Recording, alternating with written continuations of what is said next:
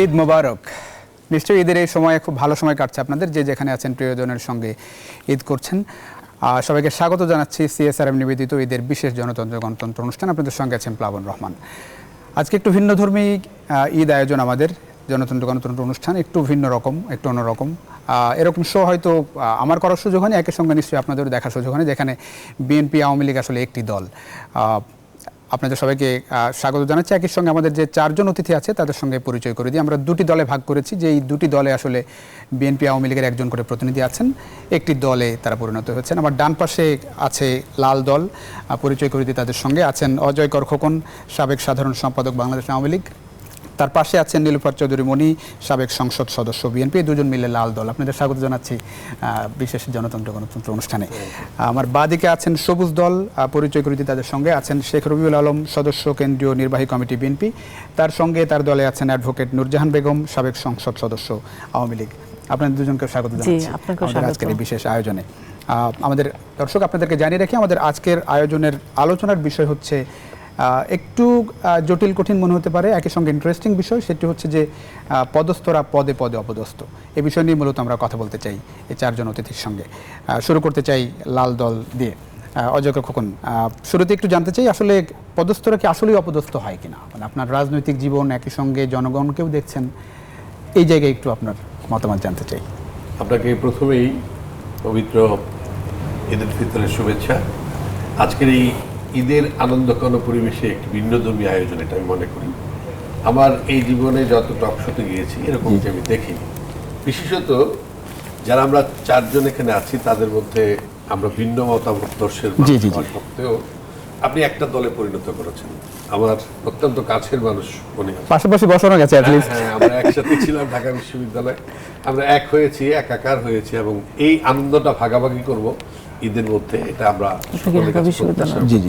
আমি জনগণকে শুভেচ্ছা অভিনন্দন জানাচ্ছি, আপনাকে অভিনন্দন, সমস্ত আলোচকদেরকে অভিনন্দন। পাশাপাশি যে কথাটা আপনি বলেছেন, আসলে সমাজে যেটা হয় বা রাষ্ট্র ব্যবস্থায় যেটা হয়, গণতান্ত্রিক প্রক্রিয়ার মধ্যেও যেটা হয়, অনেক সময় অধস্তন যারা থাকে তারা অপদস্থ হয়, আবার সম্মানিত হয়। এটা হচ্ছে রাষ্ট্র ব্যবস্থা থেকে আপনি কিভাবে দেশ, মানুষ এবং জনগণকে দেখবেন। জনগণ সকল ক্ষমতার কিন্তু মালিক। আমরা উৎস বলি, আবার কখনো মালিকও বলি। কিন্তু এই জনগণকে যখন আপনি তার সকল কিছুর পছন্দকে স্বাভাবিক নিয়মের মধ্যে নিয়ে নেবেন, গ্রহণ করবেন, তখন জনগণ কিন্তু অনেক বেশি উপরে উঠে যায়, তার আর অধস্তন থাকে না। আর যখনই জনগণ অপদস্থ হয়, তখন যখন জনগণের মতামতকে উপেক্ষা করা হয়, জনগণের অভিব্যক্তিকে উপেক্ষা করা হয়, তাদের সাংবিধানিক যে মৌলিক অধিকার সেগুলোকে না দিয়ে রাষ্ট্র ব্যবস্থায় যখন স্বৈরতন্ত্রের আবির্ভাব ঘটে, তখন তারা অপদস্থ হয়। আমরা কি আমাদের যারা ধরেন সংবিধানে তো আসলে সবার উপরে জনগণ, এটা তো সংবিধানের মূল স্পিরিট, সেটি সেই অনুযায়ী এই সংবিধানটা যখন প্রণয়ন হয় ৭২ সালের নভেম্বর মাসে, আমরা যাদেরকে মালিক বানিয়েছি সাংবিধানিকভাবে জনগণ, সেই জনগণকে যেন আমরা সবসময় উপরে রাখতে পারি। অনেক ধন্যবাদ। একটু নিয়ে আসি শেখ রবিউল আলম, একটু এই জায়গায়, একই জায়গায় আপনার একটু মতামত চাই। জনগণ যে জায়গাটি বলেছিলেন যে আমরা সবার উপরে জনগণকে রাখতে চাই, আমাদের সংবিধানের যে মূল স্পিরিট, মুক্তিযুদ্ধের যে মূল স্পিরিট, সেই অনুযায়ী আমরা আসলে এই স্বাধীনতার ৫০ বছর পরে এসে কি দেখছি আসলে? ধন্যবাদ আপনাকে, শুভেচ্ছা ঈদের সবাইকে, যারা এই মুহূর্তে টেলিভিশনে যুক্ত আছেন আর সহ আলোচক হিসেবে যারা আছেন। ধরেন আমাদের ৭২-এর সংবিধান তো অস্বীকার করছি না আমি, দাদা যেভাবে বললেন, এটা জনস্বার্থকে প্রাধান্য দিয়ে তৈরি করা হয়েছিল এবং জনগণের কাছে সবাই দায়বদ্ধ থাকবে সেই মানসিকতা নিয়ে তৈরি হয়েছিল। জন আকাঙ্ক্ষা, জনকল্যাণ, জনসমৃদ্ধি ছিল উপজীব্য বিষয়।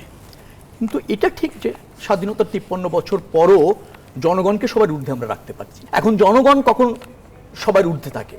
যখন দিন শেষে আমরা জনগণের কাছে যাই, সেই প্রক্রিয়া যদি থাকে, বা জনগণের কাছে যদি জবাবদিহি করতে হয়, জনগণের কাছে যদি ফিরে যেতে হয় মেয়াদ শেষে একটা সরকারকে, তখন হচ্ছে কি জনগণের আপনার দায়বদ্ধতার কারণে জনগণের কাছে জনগণ তখন প্রাধান্য পায় এবং জনগণের তখন আপনার যে চিন্তাগুলি আছে, যে ইগুলি আছে, রাইটগুলি আছে, সেটা প্রতিষ্ঠিত হয় রাষ্ট্রীয়ভাবে। সেখানে ব্যপ্ত হয়ে আছে 53 বছরে। আমার মনে হয় সেই গণতন্ত্র, সেই জবাবদিহিতা, সেই জনগণের সরকার, সেই জনগণের পছন্দ অপছন্দের মূল্যায়নের ক্ষেত্রে ঘাটতি তো আছেই। রাজনৈতিক দলকে আমি যদি নাও বলি, আজকের ঈদের দিনের বলবো না, তবে সামগ্রিকভাবে আমরা সবাই দায়ী, রাজনীতিবিদদেরও দায় আছে। এখন সংবিধানের আলোকে যদি বাংলাদেশকে আমরা প্রতিষ্ঠিত করতে পারতাম, বিশেষ করে 72-এর সংবিধানের আলোকে। 72-এর সংবিধানে তো আর 75 এসে পরিবর্তন হয়েছে, তারপরে পরিবর্তন হয়েছে, 16টা সংশোধনী হয়ে গিয়েছে। সেই সংশোধনীগুলি আমরা দেখতে পাই যে কোনো সময় হলো জনগণ প্রাধান্য পায়নি, যে দল সংশোধন করেছে তার প্রাধান্য ছিল।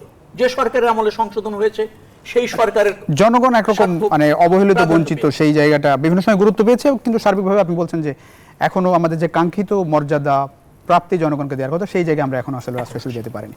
অনেক ধন্যবাদ। একটু আবারও একটু লাল দলে যেতে চাই। নীলুফার চৌধুরী মনি, পাশাপাশি আওয়ামী লীগ বিএনপি বসেছেন, একটু কেমন লাগছে? আগে তো মুখোমুখি বসা ছিল, মানে ধরেন ঈদ মোবারক, একই দল আপনারা। জি, ঈদ মোবারক সবাইকে যারা আপনাকে ঈদ মোবারক। দেখছেন, এই টেলিভিশনের কলাকৌশলী এবং যারা দর্শক শ্রোতা সবাইকে ঈদ মোবারক। আসলে ভালো লাগছে। আমি এইটুকু বলতে চাই যে গুণীজনরা যেটা বলেছেন, সবার উপরে মানুষ সত্য, তাহার উপরে নাই।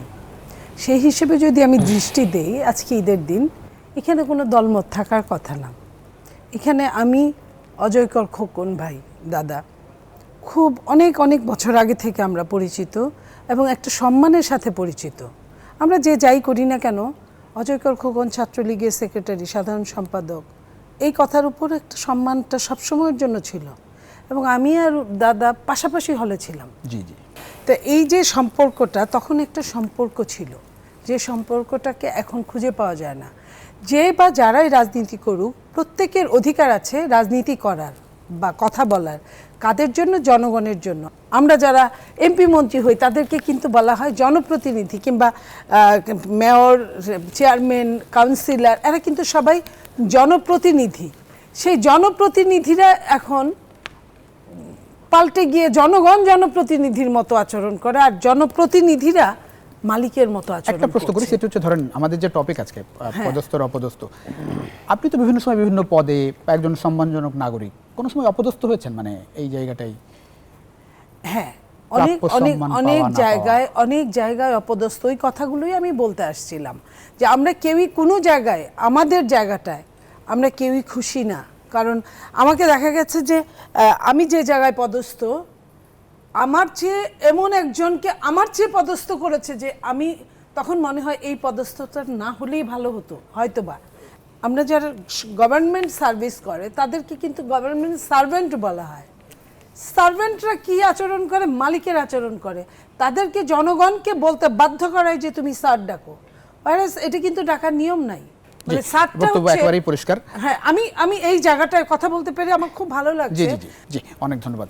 আসতে চাই অ্যাডভোকেট নূরজাহান বেগম, আপনি বিএনপির একজন, আপনার দীর্ঘদিনের ছাত্র রাজনীতি করেছেন একসঙ্গে, এটি একটি বড় বিষয়, পাশাপাশি বসেছেনও, এটিও আমাদেরও ভালো লাগছে, একই সঙ্গে নিশ্চয়ই আপনাদেরও ভালো লাগছে। আমি একটু দুইজনই আপনারা দুঃখিত, আমি অ্যাডভোকেট। আমি মাস কমিউনিকেশন এন্ড জার্নালিজমের ছাত্র, ঢাকা বিশ্ববিদ্যালয়। আমরা সবাই ঢাকা, আমরা কিন্তু সবাই ঢাকা বিশ্ববিদ্যালয়ে আপনারা ছাত্র রাজনীতির সঙ্গে ছিলেন। এটা আসলে হওয়া উচিত। এখন মানে অনেক সময় দেখা যায় যে এখন অনেক সময় আমরা অভিযোগ শুনি যে মানে রাজনীতি না করেও রাজনীতিবিদ হয়ে যাচ্ছেন। আপনার কি কোনো সময় এরকম মানে ফিল হয় রাজনীতি করার ক্ষেত্রে যে আপনিও কোনোভাবে, ধরেন আপনি তো সরকারি দলের একজন সংসদ সদস্য ছিলেন, এখনও সরকারি দলের রাজনীতি করছেন, কোনো সময় ফিল হয় যে আপনিও কোনোভাবে বঞ্চিত, অপদস্থ, প্রাপ্য সম্মান পাচ্ছেন না? সেই জায়গাটা যদি একটু টাচ করেন। ধন্যবাদ আপনাকে, ধন্যবাদ আরও যে তিনজন বিশিষ্ট অতিথি এবং নিউজ 24-এর দর্শক, সবাইকে ঈদ মোবারক। আসলে খুব ভাল লাগছে, কারণ সবসময় তো টেলিভিশনে যখন কথা বলি, যেমন রবিউল আলম সাহেবের সাথে অনেক টক শোতে করেছি, মুখোমুখি কথা বলেছে, হ্যাঁ খুনসুটি তো হয়েছেই, কিন্তু আফটার অল সবাই মিলে আমরা তো মানুষ, এবং আমাদের রাজনীতিটা কিন্তু এদেশের জনগণের জন্যই, সেটা সবচেয়ে বড় কথা। এবং আমাদের সবার কাছে সবার আগে হলো আমাদের দেশ। আমি কবি সুকান্তর একটা কবিতা আছে দুর্মর, ওই কবিতার একটা লাইন আমি পংক্তি বলতে চাই, যে সাবাস বাংলাদেশ, এই পৃথিবী অবাক তাকিয়ে রয়, জোরে পুড়ে মরে ছাড়খাড়, তবু মাথা নোয়াবার নয়। তো আমরা, আমাদের বাংলাদেশের জনগণ কিন্তু সেরকমই, তারা অত্যন্ত উদ্যমী, তারা সাহসী, তারা ঝুঁকি নিতে জানে, তারা বিরূপ পরিস্থিতি মোকাবেলা করতে জানে, সব রকম পরিস্থিতি মোকাবেলা করেই কিন্তু তারা বাংলাদেশ টিকে আছে। এবং এই বাংলাদেশ তো আমরা এমনি এমনি পাইনি। 1971 সালে হিন্দু, মুসলিম, বৌদ্ধ, খ্রিস্টান সবাই মিলে, নারী পুরুষ কাঁধে কাঁধ মিলিয়ে যুদ্ধ করেছে, দেশটাকে হানাদার মুক্ত করেছে একটা সুন্দর বাংলাদেশের জন্য। তো রক্ত উপর দিয়ে পার করে আমরা এই বাংলাদেশটা পেয়েছি। তো সেই বাংলাদেশের জনগণ অদম্য সাহসী হবে, এটাই তো স্বাভাবিক। কথাটা কেন বললাম যে দেখুন, জনগণই কিন্তু সকল ক্ষমতার উৎস। এটা যে শুধু একটা ফাঁকা বলি তা কিন্তু না, এটা কিন্তু বাস্তবিকই। তো যে কথাটা আপনি আমাকে জিজ্ঞেস করেছেন যে আমি কি কখনো নিজেকে অপদস্থ মনে করেছি, এখানে আমার উত্তরটা একটু ডিফারেন্ট হবে। দেখুন, অপদস্থ জিনিসটা আসলে আপেক্ষিক।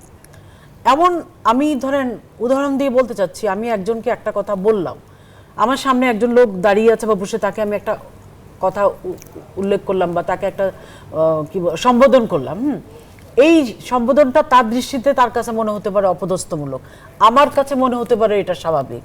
যেমন আমরা টকশোতে কথা বলতে গেলেও তো অনেক সময় দুই দল বা অন্যান্য দলের মধ্যে অনেক বাদানুবাদ হয়, এর মধ্যে অনেক কথা মুখ ফসকেও বেরোয় আসে, কিন্তু অনেকে আমরা করি কি এটাকে গায়ের মধ্যে মাখি না, ভাবি যে থাকি হয়েছে, মানসিকতার বিষয়। ভাত খেতে গেলে তো 2-4টা ভাত পড়বেই, কথা চলে আসে, আমরা এটাকে ইজি ভাবি নেই। আমার মুখ দিয়ে আসতে পারে, বা রবি ভাইয়ের মুখ দিয়ে আসতে পারে, মনিয়াপার মুখ দিয়ে আসতে পারে, ফকুন্দার মুখ দিয়ে আসতে পারে। তো এগুলো আসলে গ্রহণ করার মানসিকতা, সেটা হলো বড় দুইটা কথা। বিষয় নিশ্চয়ই মনে হয় আছে, একটা গ্রহণ করার বিষয় আর একটা ধরেন মানে যার কাছ থেকে জিনিসটা আসছে, মানে পারস্পরিক বিষয়ই থাকা উচিত। তবে হ্যাঁ, যে বলছি তবে সে যদি প্রাপ্য সম্মানটা দিয়ে বলে। প্রাপ্য সম্মানটা নিয়ে আপনি স্পেসিফিকলি জানতে চেয়েছেন।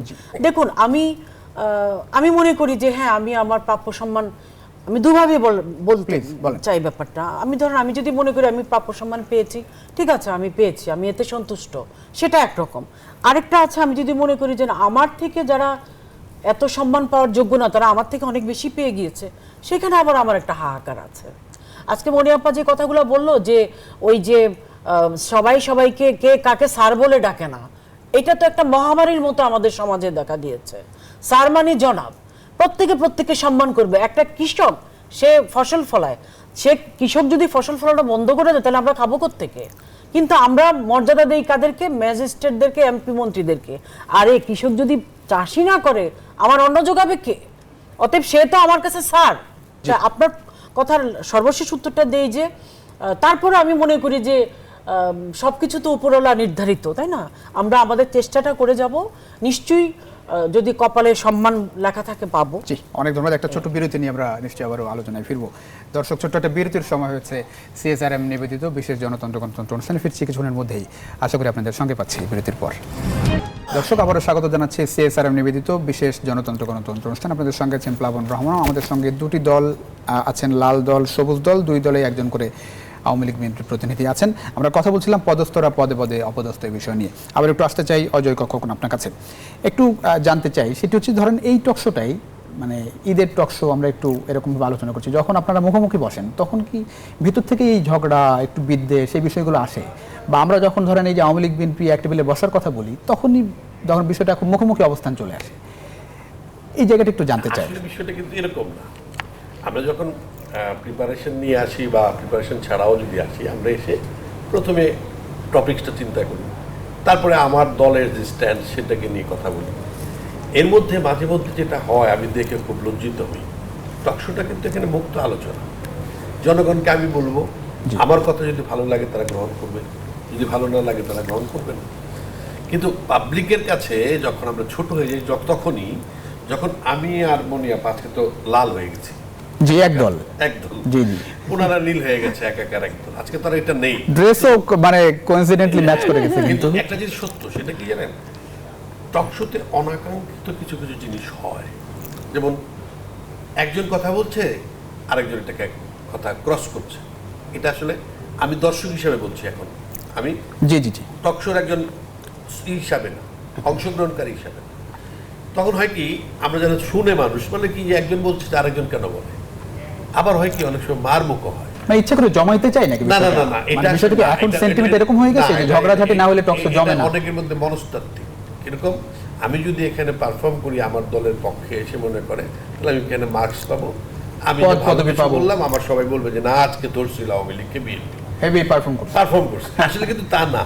সবুজ দলের বড় আপা যে কথাটা বলেছেন, দেখেন আমাদের দেশে, এই কথাটা আমি একটু বলতে চাই, সেটা হচ্ছে যে আমাদের দেশের যা কিছু অর্জন, সব কিছুর কিছু কিন্তু জনগণ, সে দেশের যে খেটে খাওয়া মানুষ, তাদের উপরে নির্ভরশীল এখন। একদিন দেশ স্বাধীন হওয়ার সময় যেরকম তাদের নেতৃত্বে হয়েছিল, তারা আমাদের ঝাঁপিয়ে পড়েছিল, ঠিক এমনিভাবে এখনো এই কৃষক আমাকে ফসল ফলায়, আমাকে খাদ্যের সংস্থান করে। কাজেই এখনো আমরা জনগণ এবং আমরা যাদেরকে বলি তথাকথিত সান্না, যাদেরকে আমরা খুব ছোট করে দেখি, তারা আসলে ছোট না, তারা অনেক বড়। তারাই এদেশের প্রাধান্য, সেই উপলব্ধিটা সবার মধ্যে থাকলেই তো আসলে থাকা উচিত। সমস্যা এবং সমাধান। আমি মনে করি এই পবিত্র ঈদের এটাই আমাদের অঙ্গীকার হওয়া উচিত, রাজনীতি দল মত নির্বিশেষ সবাই, যে জনগণ এবং জনগণই হচ্ছে শেষ আশ্রয়স্থল এবং তাদেরকে অনেক এগিয়ে ধন্যবাদ। নিয়ে যেতে হবে। একটু আসি শেখ রবিউল আলম, আমি একটু জানতে চাই, সেটা হচ্ছে যে মানে রাজনীতির মাঠে মানে রাজনীতির জায়গাটা আমরা আসলে কতটা প্রাপ্য সম্মান পাচ্ছি? কারণ রাজনীতি তো আপনারা করেন মানুষের জন্য, যার যার ভাষ্য অনুযায়ী অনেক রাজনৈতিক দল বাংলাদেশে আছে, সেই জায়গাটাই একটু জানতে চাই আসলে। রাজনীতিতে কাঙ্ক্ষিত লক্ষ্যে না পৌঁছাতে লে তো কিছুটা বিব্রত আপনাকে হতেই মানে হবে। কেমন, মানে বিরোধী দলে গেলেই কি জিনিসটা মানে না, পলিটিশিয়ানদের তো সম্মান কমেছে, ব্যর্থতা রয়েছে এবং পলিটিশিয়ানরা স্ট্রাগল করছে। যেহেতু আপনি রাজনীতিটাকে রাষ্ট্রীয় পর্যায়ে পরিশুদ্ধ করা যায়নি, সহ অবস্থান নিশ্চিত করা যায়নি, প্রতিযোগিতার মাঠটাকে এখনো আপনার সমান্তরাল বা সমান করা যায়নি বিধায় তো রাজনীতিবিদদের কাছে মানুষের যে প্রত্যাশা তত কম পূরণ হয়েছে। আর জনগণের প্রত্যাশা যদি রাজনীতিবিদদের দিয়ে পূরণীয় না হয় তাহলে কিছুটা বিব্রত হতে হয়, কিছুটা ব্যথিত হতে হয়। সেরকমের পরিস্থিতি তো হচ্ছে। যেমন আপনি বলছিলেন পদস্থদের কথা, পদস্থদের তো দুটি গুণ একান্তই থাকতে হবে। পদস্থ কি এরকম বলা যায় যে সরকারি দল পদস্থ, বিরোধী দল পদস্থ, এর মধ্যে ডিফারেন্সিয়েট করার সুযোগ আছে? পদস্থটাকে এটা দুইভাবে আমি দেখি। একটা হচ্ছে অদৃশ্য পদস্থ, আপনি জনগণকে যদি বলেন জনগণ তো ঊর্ধ্বস্থ, সবাই ঊর্ধ্বে, সেটা তো দৃশ্যমান না, তার সম্মান তার প্রাপ্য আছে, সংবিধানে আছে, আমরা সেটা রেখেও রাজনীতি করতে চাই, রাষ্ট্র ব্যবস্থাপনায় তাদের প্রত্যক্ষ অংশগ্রহণের সুযোগ করে দিতে চাই, সেটা আছে। আবার কেউ যদি একটা বড় পদে আসীন থাকেন সেটা তো দৃশ্যমান পদস্থ। এখন দৃশ্যমান পদস্থ যিনি হবেন তিনি যে মাঝে মাঝে অপদস্থ হন, যেটাকে আপনি মূল বলতে চেয়েছিলেন, হ্যাঁ হতে হয়, কিন্তু সেটা দোষের নয়। কারণ দায়িত্বপরায়ণ ব্যক্তি কখনো সফল হবেন, কখনো ব্যর্থ হবেন, কখনো পুরস্কার পাবেন, কখনো তিরস্কৃত হবেন। আবার তিনি দুটি গুণ তার থাকার প্রয়োজন হয়, সেটা হচ্ছে একটা দায়বদ্ধ থাকার প্রয়োজন হয়, আরেকটা হচ্ছে তাকে জবাবদিহি থাকার প্রয়োজন হয়। সেই জায়গা থাকলে তো নিশ্চয়ই অপদস্থ কম হতে হয়। আর অধীনস্থ যারা, তারাও যদি আনুগত্য থাকে, তারাও যদি নেতৃত্বের প্রতি বা শীর্ষ নেতার ব্যক্তির প্রতি আনুগত্য থাকে, জবাবদিহি থাকে, নিশ্চয়ই অপদস্থর পরিমাণ কম হয়। তবে পদস্থরা অপদস্থ বা অপদস্থরা ধরেন নিগৃহীত, এভাবে তো সমাজ ব্যবস্থা যতদিন আছে ততদিনই থাকবে এবং সেটাও কিন্তু রাষ্ট্র ব্যবস্থাপনা, সমাজ ব্যবস্থাপনার অংশ। কিন্তু সবচেয়ে বড় কথা হচ্ছে যে আপনি অপদস্থ হন বা বিব্রত হন বা ব্যতীত হন, বৃহত্তর স্বার্থ হচ্ছেন কিনা সেটা হলো বিবেচ্য বিষয়। বৃহত্তর স্বার্থ হলে সব ঠিক আছে। জি, অনেক ধন্যবাদ। অ্যাডভোকেট নূরজাহান বেগম আসতে চাই, সেটা হচ্ছে যে আপনারা যদি একদল একটু মতামত চাই, বাংলাদেশের জনগণ এখনো নানাভাবে বিভিন্ন জায়গায় নিগৃহীত হচ্ছে, ঠিকমতো তার সম্মান পাচ্ছে না। যেমন আমি বলেছি, ধরেন আদালতের কথা বলি, হাসপাতালের কথা বলি, যেখানেই যাচ্ছে বড় বড় জায়গায়, যে সব জায়গায় তার সার্ভিস পাওয়ার কথা রাষ্ট্রের পক্ষ থেকে, ধরেন সরকারি হাসপাতালের কথা বলি, সেই জায়গায় আপনি কিছু দেখছেন, থানায় গেলেই কি আমি আমার পর্যাপ্ত সম্মান পাচ্ছি? এই জায়গাগুলোর বাস্তবতা একজন রাজনীতিবিদ হিসেবে কেমন দেখেন? দেখুন, আবারও ধন্যবাদ আপনাকে। আমি আপনার কথার উত্তর দেওয়ার আগে আমি আরেকটা প্রসঙ্গ একটু টানতে চাই। আপনি বলেছেন টকশোতে মারমুখী আচরণ কেন হয়, ঝগড়া কেন হয়। আমি জিজ্ঞেস করছিলাম এটা কি নিজে থেকে আসে নাকি জোর করে করতে হয়? এই কথাটা খুব ইম্পর্টেন্ট, এটা শেয়ার করা প্রয়োজন আমি মনে করি। এক্ষেত্রে আপনি শুধু যারা টকশোতে অংশগ্রহণ করলেন গেস্ট, তাদের মধ্যে তাদেরকে একান্তভাবে দোষারোপ করা যাবে না। আপনি কি জানেন যে প্রতিটা প্রোগ্রামে টিভি যে প্রাইভেট চ্যানেলগুলা, তারা যারা এটার আয়োজন করে থাকে, তারা চিন্তা করে তাদের টিআরপি কিভাবে বাড়বে। অনেক সময় দেখা যাচ্ছে, আমি কোনো চ্যানেলের নাম উল্লেখ করতে চাই না, পরোক্ষভাবে কিছুটা উস্কানিও দেওয়া হয়ে থাকে, মানে উপস্থাপক থেকেই, উপস্থাপকের নাম বা উপস্থাপক কথাটা আমি উল্লেখ করব না, মানে ওই কলাকুশলীদের থেকেই, উপস্থাপক আমি বলবো না, ঠিক একটা মানে উস্কানি দেওয়া হয় যেন এরকম একটা উত্তেজনা ছড়িয়ে পড়ে। হ্যাঁ, কিন্তু আমি মনে করি যে দেখুন, যত উত্তেজনাই ছড়াক, আমি আমার অবস্থান থেকে বলি, আমি আমার দলের জন্য যেটা বলার সেটা আমি বলবো। সেটা আমি ভদ্রভাবেও বলতে পারি, দৃঢ়তার সাথে বলবো, এবং আরেকজন যিনি প্রতিপক্ষ আছেন উনিও ওনার দলের কথা অবশ্যই বলবেন, এবং আমি তাকে সেই সুযোগটা দিব, আমাকেও আমার সুযোগটা নিতে হবে। অতএব কেউ কারোর সময় আক্রমণাত্মক হওয়ার কিছু নাই। এখানে কি আমার দলের যার সাথে তার সাথে কি আদর্শিক দ্বন্দ্ব আছে, কিন্তু তার সাথে কি আমার জায়গা জমি নিয়ে গন্ডগোল আছে, নাকি তার সাথে আমার মারামারি আছে, না কি আছে, অন্য কোনো শত্রুতা আছে? নাই, পূর্ব শত্রুতা নাই। এখানে আদর্শিক দ্বন্দ্ব, আদর্শিক দ্বন্দ্বকে আদর্শনীয়ভাবে মডেল হিসাবে সেটাকে মোকাবেলা করতে জি, হবে। অনেক ধন্যবাদ। আমি একটু এটাই। প্রশ্নটা একটু আপনার আপনার কাছে একটু নিয়ে আসি, ও, আমি আচ্ছা, আপনার কাছে আবারও আচ্ছা। ফিরবো। ঠিক আছে। নীলুফার চৌধুরী মনি, মানে জনগণের জায়গাটায় আমরা দেখছি যে মানুষের অভিযোগ তো শেষ নেই। যে সরকারই ছিল বিভিন্নভাবে উন্নয়ন তো দেশে হয়েছে, তাতে সন্দেহ নেই, কিন্তু যে বড় বড় জায়গা থেকে আমার মানে ধরেন সেবা পাওয়ার কথা, ধরেন আদালতের কথা বলি, থানার কথা বলি, পুলিশের কাছ থেকে যে ধরনের সম্মান মান সম্মান পাওয়ার কথা, হাসপাতালের কথা বলি, সেই সব জায়গায় মানুষ আসলে কতটা প্রাপ্য সম্মান বলেন, সেবা বলেন পাচ্ছে এখনো? দেখেন, মানুষ যদি বলেন তাহলে আমি বলবো 10%ও পাচ্ছে না। আর যদি বলেন যে সরকারি মানুষ যদি বলেন তাহলে মনে করবো যে তারা ওভার পাচ্ছে। সরকারি মানুষকে সবাই পাচ্ছে, সেখানেও না, তো ধরেন ওভার classification পাচ্ছে করতে পারবেন। যদি তারা নিতে চাচ্ছে। এখানে পাওয়ারটাকে আপনি নেগেটিভ সেন্সে ইউজ করা হয়। নেগেটিভ সেন্সে যদি পাওয়ারটা ইউজ না করা হতো, যদি আপনার ওই 28-এর ক ধারায় সংবিধানের বলা আছে ধর্ম, বর্ণ, নারী, পুরুষ সবার জন্য সব কিছু সবার জন্য সমান দৃষ্টিতে দেখতে হবে, সমান সে তার প্রাপ্যতাকে বুঝিয়ে দিতে হবে। এটা আমাদের দেশে আইনের অনুশাসন একদম বললেই নাই। আইনের অনুশাসন যদি থাকতো আজকে এই প্রশ্নটা আসতো না বিচার বিভাগ নিয়ে, আপনার থানা পুলিশ নিয়ে, আপনার হসপিটাল নিয়ে। এই জিনিসগুলো কিন্তু মানুষের নিত্য প্রত্যেক জীবনের জন্য ভীষণ ইম্পর্টেন্ট, অথচ শুধুমাত্র আইনের অনুশাসনের জন্য এই জায়গাগুলো আমরা ফেল করছি সবাই। কেউ কম করছি, কেউ বেশি করছি, কেউ একদমই চরমভাবে ফেল করছি। তা এখন এই চরমভাবে ফেল করার জন্য রাজনীতিবিদরাই সম্পূর্ণভাবে পিছনে দায়ী। এই কারণে যে রাজনীতিবিদদের কথায় একটা দেশ অনেক ইকোনমিক্যাল সমৃদ্ধ হতে পারে, কিন্তু রাজনৈতিক স্থিতিশীলতা যদি না থাকে সেই দেশের কোনো গ্রহণযোগ্যতা পায় না। ঘোরপাক কাছে একটু প্রশ্নটি করি, সেটা হচ্ছে যে নীলুফার চৌধুরী মনিকে ধরেন টকশোতে পেয়ে অনেকে ধরেন ভয়ও পায় যে আপনি এক চুলো ছাড়েন না। আবার অনেক জায়গায় দেখি যে এই যে মানে এখন তো অনেক জায়গায় এক পেশে টকশো হয়। তো আপনি থাকলে যারা আওয়ামী লীগে থাকে তারা মনে করে যে আজকে মানে ধরেন একটু হাড্ডাহাড্ডির লড়াই হবে। এই জায়গাটায় কোনো সময় মানে মাথায় বিষয়টা কোনো সময় আসলে এসেছে? আমি টকশোটাকে ওইভাবে দেখি না। আমি মনে করি আমি একটা দলকে প্রেজেন্ট করতে যাচ্ছি, গেল দেশকে প্রেজেন্ট করতে যাচ্ছি। আমি অনেক সময় আছে আমি দলের বিপক্ষেও কথা বলি যখন আমার দেশটা আমার সামনে এসে দাঁড়ায়, এটা একটা দিক। আর আমি চেষ্টা করি যে টপিক নিয়ে কথা বলবো সেটা মিনিমাম আমি বুঝি, যাতে আমি জনগণকে বোঝাতে পারি। আমার লক্ষ্যটা কিন্তু যার সাথে টকশো করি সে না, আমার লক্ষ্যটা হচ্ছে জনগণ, তর্কগুলো যে সামনে অনেক যারা অনেক বসে একটু থাকে। অন্যরকম পর্যায়ে চলে যায়, এই জায়গাটা কি হ্যাঁ, এই জায়গাটাই আমি বলতে চাচ্ছি যে এই জায়গাটায় আমরা মনে সম্পর্কের করি দ্বন্দ্ব তো হয়ে যায়। অনেক সময় আমাদের অনেক কিছু করার হাত থাকে না। যদি আমি ভিন্ন, আমারটা দিয়ে আমি কথা বলছি না, আমি আমার যথেষ্ট ফ্রিডম অ্যাপ্লাই করতে পারি, করি, এতে আমার যা হয় হবে, আমি ওসব হিসাব করি না।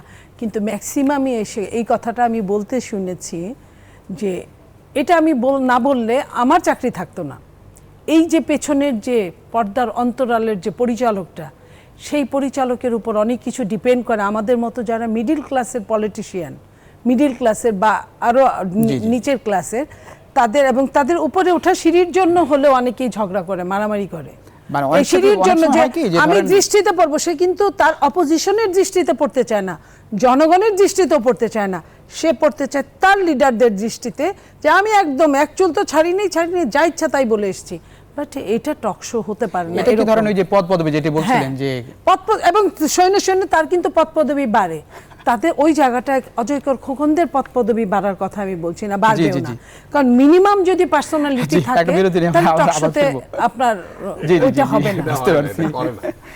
করা অনেক ধন্যবাদ। ফিরছি বিরতির পরে। দর্শক, ছোট্ট একটা বিরতির সময় হয়েছে আবারও সিএসআরএম জনতন্ত্র গণতন্ত্র ফিরছি কিছুক্ষণের মধ্যেই। আশা করি আপনাদের সঙ্গে পাচ্ছি আমাদের আয়োজন।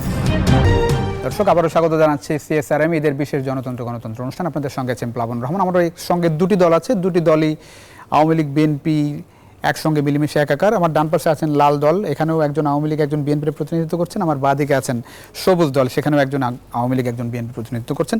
আবার আমরা একেবারে শেষ পর্যায়ে অযোগ্য খোকন, একটু জানতে চাই, রাজনীতিবিদদের তো নানা রকম পোড় খাওয়া অভিজ্ঞতা আছে, হ্যাঁ, সেই জায়গাটায় জেল অভিজ্ঞতাও আছে, সেই জায়গায় কোনো মজার স্মৃতি আছে যে রাজনীতি মানে সেই ফিল্ডটা কেমন, একই সঙ্গে অভিজ্ঞতাটা একটু জানতে চাই। আসলে আপনার এখনকার রাজনীতির প্রেক্ষাপটটা একরকম, জেলে গিয়েছেন? হ্যাঁ, আমরা যখন ছিলাম তখনকার প্রেক্ষাপট একরকম ছিল।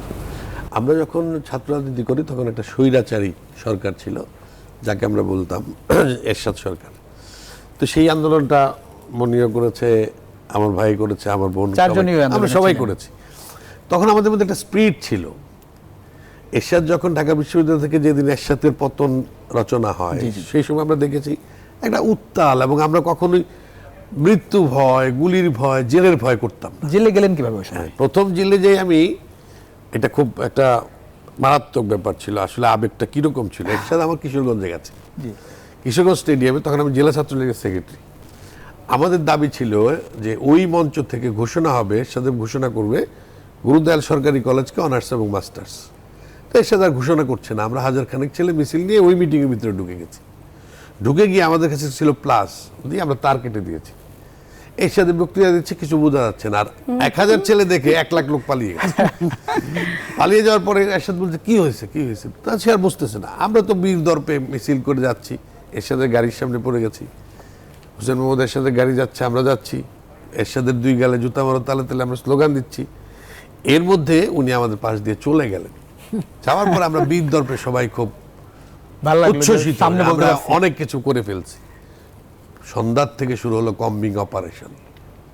শহর ছেড়ে দিলাম, ছেড়ে দিয়ে অনেক দিন দীর্ঘ 4 মাস পালায় থাকলাম, বাঁচতে পারলাম না। তারপরে প্রথম গ্রেপ্তার হলাম 1989। সেই জেলখানায় গিয়ে প্রথমে তো মনে হলো যে কি না, কিছুই না, স্বাভাবিক, ভালো ছিলাম। আপনার নিজের সহকর্মীরা তো থাকে, হ্যাঁ, অনেকেই ছিল আমার সাথে, আর অনেকে আড্ডাবাজি, নিজেকে সময় দেওয়া যায়, হ্যাঁ, এরকম আড্ডাবাজি বিষয় এরকম? করেছি। ঘুম থেকে উঠেই পত্রিকা পড়তাম, পত্রিকা পেতাম, সকালে নাস্তা করতাম, অনেক বেশি করে পানি খেতাম। পানি খেলে কি তো জানেন, আমাকে ঢাকা জেলে মকিম গাজী করে একজন ডাকাত ছিল, জেল ভেঙে এবারও পেয়েছেন, আছে ও। মকিম গাজী আমাকে বলে যে আপনি কি ওষুধ খান প্রতিদিন? তা আমি ওষুধ খেলো গ্যাস্ট্রিকের। তো বলে গ্যাস্ট্রিকের ওষুধ আর খেতে হবে না। আমি কি করতে হবে? বলে যে আপনি এক কাজ করেন, ঘুম থেকে উঠে যে বাটি আছে না এত বড়, এই বাটি দিয়ে পুরা বাটি পানি খাবেন, যতক্ষণ শেষ। পর্যন্ত আপনার বমি না হবে পানি খেতেই থাকবেন। পানি খেতে খেতে খেতে খেতে এক পর্যায়ে দেখি 2 মাসের মধ্যে আমার গ্যাস্ট্রিক শেষ। ভালো হয়ে গেছে। অনেক ধন্যবাদ শেখ রবিউল আলম। ভালোই। মানে কোন সময় এরকম হচ্ছে যে ঈদের সময় জেলে কাটলো এরকম?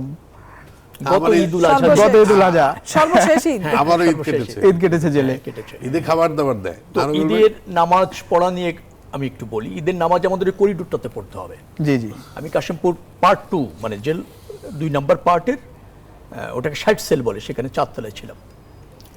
তো নিচেই একটা ছোট মাঠ আছে ওই ভবনের সামনে, সেখানে নামাজ পড়া যাবে না।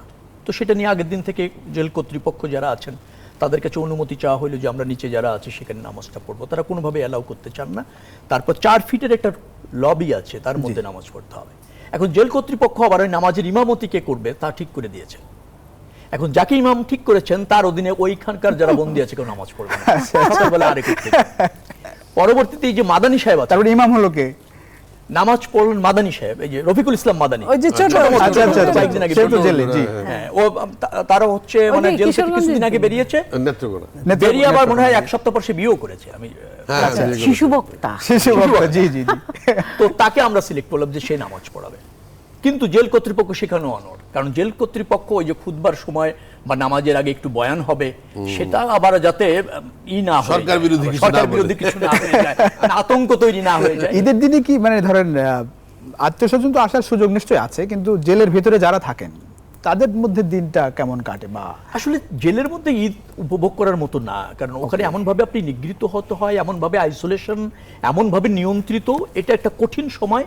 কঠিন সময় ঈদের আনন্দ ভোগ করার কিছু নেই, কিন্তু বাইরে আত্মীয় স্বজন যারা আছে, হ্যাঁ, পরিবারের যারা দেখা আছে করার- তাদের মধ্যে একটা দেখা করার feelings সুযোগ হয়। থাকলে দেখা করতে পারে। না, দেখা কারণ করার আমাদের সুযোগ আপনি থাকতে পারবেন, কিন্তু যে রাশ, ওই রাশে দেখা দেখা করার করার মতো আর মতোই এখন তো মনে হয় চিৎকার করে তো কিছু শোনা যায় কিছু না। দেখা যায় না, শোনা যায় না, তবে বলা যায় রবিউল না, ভাই, এরকম আমাদের একটা আমি যখন ছিলাম 95 9 মাস ছিলাম, তখন ওই জেলখানার ভিতরে যে ঈদের সময় দিত আপনার বলে কি বড় খাবার, বলে আজকে বড় খাবার আছে। বড় খাবার কেন? বলে ঈদের জন্য। তো মাছ, মাংস, তারপরে সেমাই, তারপরে একটু ভালো খাবার দাবার হ্যাঁ। দিত। এটা জেলখানার মধ্যে সারা বছর যেটা পাইতাম তার চেয়ে অনেক একটু ভিন্ন ধরনের। হ্যাঁ, ওই দিনে খাবারটা ব্যতিক্রম একটু হয়, ব্যতিক্রম ছিল। কিন্তু ব্যতিক্রম হয়ে যেটা হয় সেটাও উল্লেখ করা উচিত না। ফিলটা থাকে আসলে, মানে কষ্টের ফিলটা। ঈদ তো আসলে জেলের মধ্যে হয় না। না, জেল কর্তৃপক্ষ একটা ধরেন ঈদের চেষ্টা করে। আমেজ তৈরি করার চেষ্টা চেষ্টা করে, করে। কিন্তু তাদের সীমাবদ্ধতা তো বেশি, মানে সীমাবদ্ধ, হ্যাঁ। যার ফলে সেটাতে আসলে ওই আমেজ এক সেল থেকে আরেক সেলে যাওয়ার সুযোগ দেয়। জি। একটু আসি অ্যাডভোকেট নুরজাহান বেগম, সেটা হচ্ছে যে ঈদের দিনের একটু মানে রাজনীতিবিদ হিসেবে ঈদের দিন কেমন যায়? সেই জায়গাটায় ধরেন প্রথম রাজনীতিবিদ হয়ে ওঠা সেই সময় আর এখন ধরেন আপনি পরিণত একজন রাজনীতিবিদ, দেখুন কোনো রকম আসলে সুখস্মৃতি কাজ করে? রাজনীতি তো করেছি ছাত্র মানে বৃহৎ অর্থে বলতে গেলে তো আমার রক্তেই রাজনীতি। আমার বাবা এমপি ছিলেন, জি, জি, জি। মুক্তিযোদ্ধা ছিলেন, তারপরে জেলা আওয়ামী লীগের সেক্রেটারি ছিলেন। তো জন্মের পরপরই দেখেছি বাসায় রাজনীতির পরিবেশ, লোকজন আসা যাওয়া করে, কর্মীরা আসা যাওয়া করে, খাওয়া দাওয়া করছে, রীতিমতো একটা হোটেলের মতো ছিল আমাদের এখানে কি বাসা। সরকারি দলের ঈদ বিরোধী দলের ঈদ বলার সুযোগ আছে? কোনো রকম মানে ধরেন এখানে ডিফারেন্সিয়েট করার সুযোগ আছে? ধরেন সরকারি দলের রাজনীতিবিদদের ঈদ কেমন কাটে, বিরোধী দলের রাজনীতিবিদের ঈদ কেমন কাটে? না, এখানে আমার মনে হয় এভাবে আপনারা তো বিরোধী দলেও ছিলেন এক সময়। না, ছিলাম তো। ঈদ আসলে ঈদই, সেটা সরকারি দল, আমি সরকারে থাকলেও যা করতাম, বিরোধী দলে থাকতো আমি তাই করেছি বাস। জি, জি। যেমন আমার রাজনীতিবিদ হিসাবে ঠিক আছে, আর আগে তো প্রথমে আমি একজন মানুষ, আমি একজনের স্ত্রী, বাচ্চাদের মা, তাই না, কারো ভাই বোন, জি, জি, জি। তো এরকম একটা পরিচয়। তারপরে আমি রাজনীতি করি, সেটাও আমার একটা পরিচয়।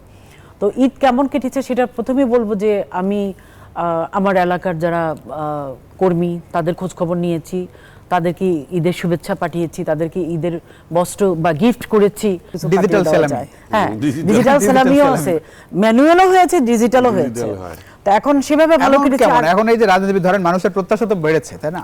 প্রত্যাশা অনেক বেড়েছে। সেলামি কেমন দেন, মানে কত একসময়- টাকা এরকম না, বলা যাবে? এটা কি আসলে বলা ঠিক হবে? বলেন বলেন বলা না, ঠিক আপনি না। কাকে দিচ্ছেন সেটা তো আর বলছেন না। আপনার আগে ছিল কি নতুন 10 টাকা 20 টাকার একটা নোট দিলে নোট হতো। এখন তো এখন আমার সেটা মনে হয় হয় না। জি, জি। কমপক্ষে 2000 টাকা, একদম যদি নিম্নতম হয়। আচ্ছা, তারপরে কি হয়, মানে সেটা তো হইলে কি কর্মীদেরকে দেই, এই কথা যদি শোনে ভাই অফিসের লোকজন আপনার সবার কাছে সেলামে যাবে এখন। চাইবে। এখন এর নিচে তো দেওয়াও যায় না, কারণ মানুষের মাথাপিছু আয় বাড়ছে, মানুষের হ্যাঁ। জীবনযাত্রার মান উন্নয়ন হয়েছে, টাকারও টাকারও মানুষের মান কমেছে। প্রত্যাশাও বেড়েছে। জি, জি। হ্যাঁ, তো সেই ক্ষেত্রে তো দিতেই হয়, এটা তো করার কিছু নাই। তারপরে আরেকটা, আমি আমার পরিবারের যারা সদস্য তাদের জন্য ঈদের সময় স্পেশাল ভাবে রান্না করি। ঈদের আগের দিন থেকে রান্না বান্না তোড়জোড় শুরু জি, হয়, জি, জি। ঈদের দিনও রান্না করি, তাদের সাথে একসাথে খাওয়া দাওয়া সকালবেলা করি, ঘুম থেকে উঠে সবাই একসাথে যে একসাথে সময়টা করি। খায়, নামাজ তারপরে আবার পড়ে। আমাদের অন্যরকম ব্যাপার। গণভবনে গিয়ে নেত্রীকে সালাম করি আমরা, তাই না? সেটা রাজনীতিবিদ হিসেবে সেটা আমরা মাঝখানে করোনার নেত্রীকে জন্য- সেলামি দেন? হ্যাঁ, নেত্রীকে তো সালাম আমরা করেন যে? সালাম করি। সেলামি ঈদের শুভেচ্ছা ঈদের বিনিময় শুভেচ্ছা যেটা বলে আর বিনিময় কি। সেটা, হ্যাঁ। নেত্রীকে এবং সালামি সেখানে নিয়ে গিয়ে আমরা- সেখান থেকে একটু সেখানে না, সেখানে- নেত্রী অনেক সময় আসলে দেয়, দেখা যায় না। আলাদা গিয়ে করে। বিভিন্ন এটা- রকমের- এটা অপ্রকাশ্য। না, সেটা বলা যাবে না। সেখানে গিয়ে অনেক রকমের খাবার দাবার দিয়ে আমাদেরকে আপ্যায়িত করা হয় নেত্রী, এবং সবার সাথে কুশলাদি বিনিময় করে নেত্রী। জি, জি, জি। ওই দিন তো গণভবন খোলা থাকে, সবাই খোলা দেখা থাকে, জি, করতে জি, পারে, জি, সবাই সাধারণ যেতে পারে। জনগণ পর্যন্ত। জি, অনেক ধন্যবাদ। আমরা শেষের দিকে নীলুফার চৌধুরী মনি, একটু আপনার অভিজ্ঞতা জানতে চাই। আপনারা দীর্ঘদিন ধরে বিরোধী দলে, 15 বছর, হ্যাঁ, এই সময়ের ঈদ একটু কোন রকম মানে সুখস্মৃতি, একই সঙ্গে একটু খারাপ স্মৃতি আছে কিনা? যদি 15 রাজনীতিবিদ বছর হিসেবে। না, 17 বছর। 17 বছর, জি। 17-18 তো পড়েছে। আসলে এই সময়টা অনেক কঠিন সময় যায়, যেটা রবিউল বললেন। আমাদের যারা কাছের অনেকেই জেলখানায়, অনেকেই তাদের খুবই খারাপ অবস্থা, তাদের একটু কোনো সাহায্যের হাত বাড়ায় দিতে পারলে ভালো হয়। এবং আপনার সামনে আজকে যারা শুনছে তারাও আপনার মাধ্যমে, আপনাদের মাধ্যমে বলছি যে যেখানে যার এলাকার কর্মীরা, নেতারা গিয়েছেন, সবার তো সামর্থ্য নাই, সবাই তো চাইলে রবিউলের মতো হতে পারবে না। যাদের সামর্থ্য নাই, ছাত্রদলের, বিশেষ করে ছাত্রদলের ছেলেরা যাদের ইনকাম নাই, তাদের খুব খারাপ অবস্থা, আমরা তাদের কথা চিন্তা করি, তাদের খোঁজখবর নেই। তারপরে ঈদের দিনের যারা আসে তাদের তো একটা ভালোবাসা বিনিময় ঈদের দিনের হয়। তারপরে কিছু রান্নাবাড়া, নারী যেহেতু রান্নাবাড়াও করতে হয়, যাই করি না কেন ওটা থাকতেই হবে। ছেলে মেয়ের অভাব পূরণ করতে হয়। তারপরে সময়, এত কিছুর পরে সময় হয়ে ওঠে না, তারপরেও যদি সময় হয় তাহলে তো আপনার মুরব্বীদের দেখতে যেতে হয়। বিশেষ করে আমার শ্বশুর অসুস্থ, বয়স্ক, আমার বাবা মা বয়স্ক, অসুস্থ, তাদের ওইভাবে পালাক্রমে আজকে একখানে গেলাম তো কালকে আরেকখানে যেতে হলো, তাদের সাথে ঈদ করতে হয়। তো সব কিছু মিলে আসলে আমরা যে ছাত্র অবস্থার যে ঈদটা ছিল শুধুমাত্র উপভোগ করা, এখন আমরা শুধু উপভোগ করি না, উপভোগ করাইও। তো এই উপভোগ করানোর মধ্যে আলাদা একটা মজা আছে, শান্তি এখানে কি আছে। যে প্রস্তুতি করেছিলাম যে সরকারি দল বিরোধী দলের থাকার ঈদ, মানে দুইটার পার্থক্য কি স্পষ্ট হয়?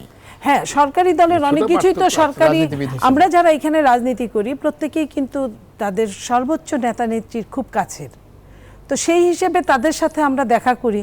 ওইখানে আমরা যেটা যা বুঝি, সরকারি দলে থাকলে অনেক কিছু সুবিধাগুলো যেমন ওইটা সরকারি দেখভাল করে, লাইক আপনার প্রধানমন্ত্রী থাকলে ওইখানে আমরা যখন সালাম বিনিময়ের জন্য যাই, সেইখানে যা কিছু সব কিছু তারা ওইভাবে একটাই করে। সরকারি দলে থাকলে টাকা মনে হয় একটু বাতাসে উড়ে, সেইখানে তাদের দিতে যত সুবিধা হয়, বিরোধী দলে থাকলে বিরোধী দলের নেতাকর্মীদের মিনিমাম খুশি করা মানে কঠিন হয়ে মিনিমাম খুশি করাটা কঠিন হয়ে যায়। এখন কি স্যালামি পান? আমার মনে পড়ে না। লাস্ট কবে আমারও পেয়েছেন? না। খুব ইচ্ছা করে জি। সালামি দিলে তো হাজবেন্ড দেওয়ার কথা, কিন্তু দেয় না। দেয় না। তারপরে আর এটা কি হাজবেন্ড জানে যে আপনি কষ্ট পান স্যালামি না পাইলে? হাজবেন্ড জানেও তো। বোঝে। এই টিভিটা যদি এই প্রোগ্রামটা দেখে তাহলে ভালো মতো জানতে পারবে যে আমি সিরিয়াসলি বলছি। আর এমনি তো জানে, খোঁচা টুচা তো দেই, কিচ্ছু আসে যায় না তাদের। আমার মনে হয় এখানে Same দুইজন একই ছেলে অবস্থা বসে আমার আছে, ক্ষেত্রেও। তাদের মধ্যে এরকমই হয়। কি অবস্থা আমার ক্ষেত্রেও, সালামির কোনো নিশানা দেখি আমি না। আপাতত বলি লাস্ট কবে পাইছেন আপনার স্যালামি? আমার মনে পড়ে না। সেটা ভাই? অনেক ছোটবেলা। আপনি এদেরকে জিজ্ঞেস করেন একটু জিজ্ঞেস বউদের করতে দায় দিতে, কি। বউদের- এই যে দুইজনের অভিযোগ স্বামীর বিরুদ্ধে, আপনিও তো স্বামী একজন, হ্যাঁ। স্যালামি হচ্ছে দেন? কি, এদের তিনজনের চেয়ে আমার একটু ভিন্ন, কারণ হচ্ছে আমি যেহেতু অজয়কর খোকন, হ্যাঁ, তো হ্যাঁ। ঈদটা আমার জন্য অবশ্যই পালনীয়, আমি পালন করি সুন্দর। জি, জি, জি।